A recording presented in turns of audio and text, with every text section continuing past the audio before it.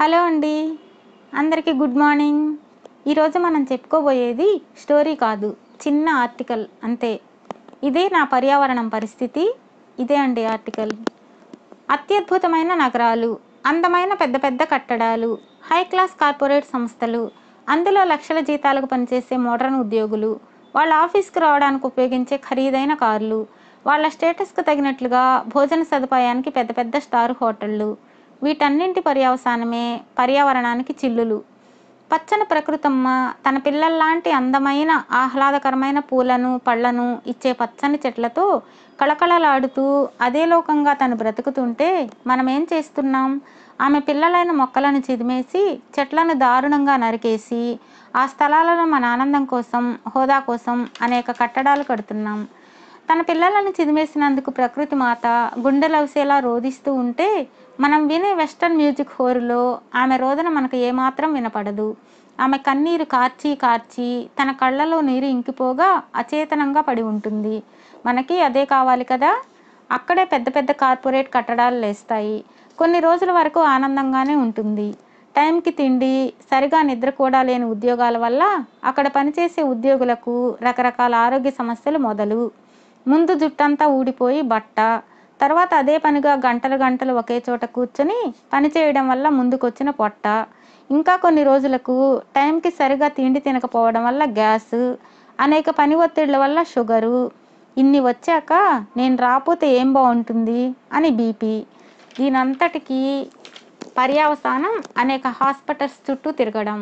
దీనికి అంతటికీ కారణం ఏంటి? ప్రకృతం ఉసిరే కదా. ఎవరినైనా బాధ పెడితే వాళ్ళ ఉసురు ఊరికే పోదు అంటారు. అదే తగిలిందని చెప్పాలి మనకి. కర్మ ఈజ్ బ్యాక్.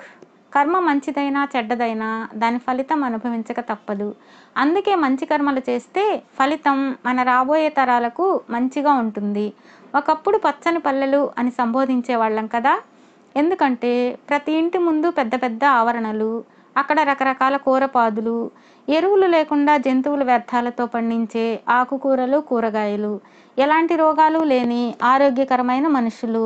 అప్పుడు అసలు వైద్యశాలలే బహు అరుదుగా కనిపించేవి. కానీ ఇప్పుడు వీధికి ఒక కార్పొరేట్ వైద్యశాల, వాటి నిండా కిటకిటలాడే జనం. ఎందుకు ఎందుకు పచ్చని పల్లెలు కాస్త కాలుష్యంతో నిండిపోయి వెచ్చని పల్లెలుగా మారాయి కదా.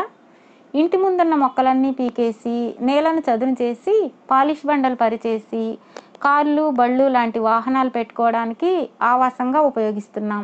దాని పర్యవసానం ఆక్సిజన్ సరిగా లేక వాహన కాలుష్యం ఎక్కువై రకరకాల అంతుచిక్కని రోగాలతో కార్పొరేట్ హాస్పిటల్ కిటకిటలు.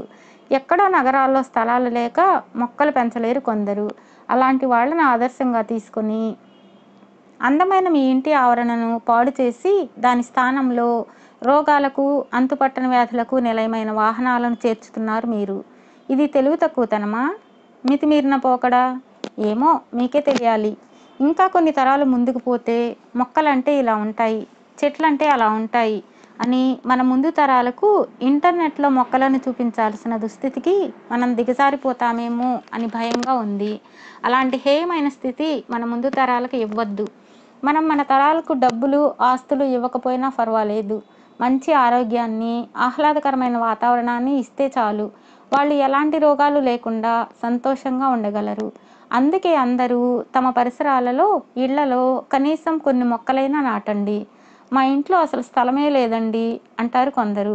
పెద్ద పెద్ద ఫర్నిచర్స్ పెట్టడానికి స్థలం ఉంటుంది, చిన్న అందమైన మొక్కను పెట్టడానికి ఉండదా?